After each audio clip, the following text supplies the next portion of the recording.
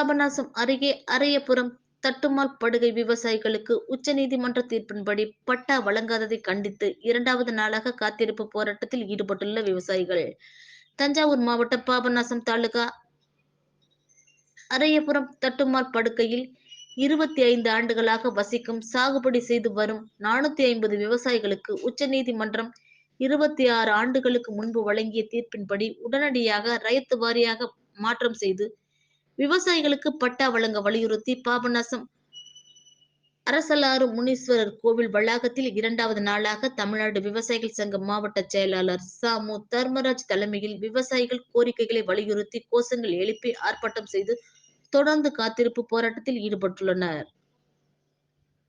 இப்போராட்டத்தில் கட்டுமான தொழிலாளர் சங்கத்தின் மாநில செயலாளர் தில்லைவனம், விவசாய சங்க மாவட்ட துணை செயலாளர் பரமசிவம் ஆகியோர் கலந்து கொண்டு விவசாயிகளின் கோரிக்கைகளை வலியுறுத்தி பேசினார்கள். விவசாயிகளின் கோரிக்கையை தமிழக அரசு நிறைவேற்ற வேண்டும், இல்லையெனில் வருகின்ற பாராளுமன்ற தேர்தலை முற்றிலும் புறக்கணிப்போம் எனவும் விவசாயிகள் அறிவித்துள்ளனர்.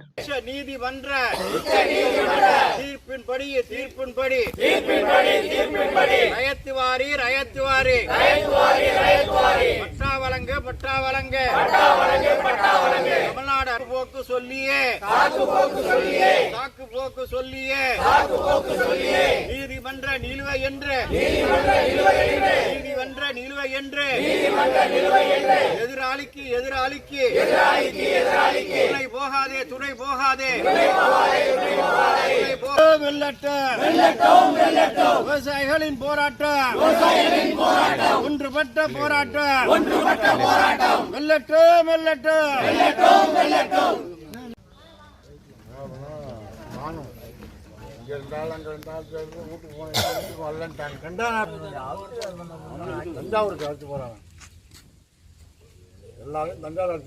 மாவட்டம் பாபநாசம் தாலுகா பாபநாசம் வட்டம் அரையபுரம் தட்டுமால் படுகை கிராமத்தில் கிட்டத்தட்ட 450 விவசாயிகள் நீண்ட காலமாக இங்கே சாகுபடி செய்து வருகிறார்கள்.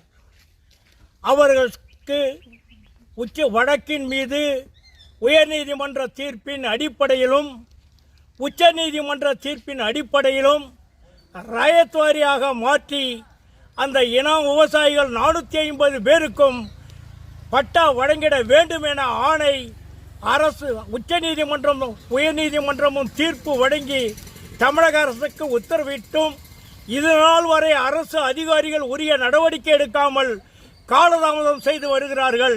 எனவே போர்க்கால உணர்வோடு இதை நடவடிக்கை எடுத்து இந்த காத்திருப்பு போராட்டம் இன்னும் தொடரும் என்பதை தெரிவித்துக் கொண்டு, மேலும் எங்களுடைய போராட்டம் இதை உரிய நடவடிக்கை அரசு எடுக்க தவறி அந்த விவசாயிகளுக்கு பட்டா வழங்க தவறினால் அதிகமான மக்களை திரட்டி கடுமையான போராட்டத்தை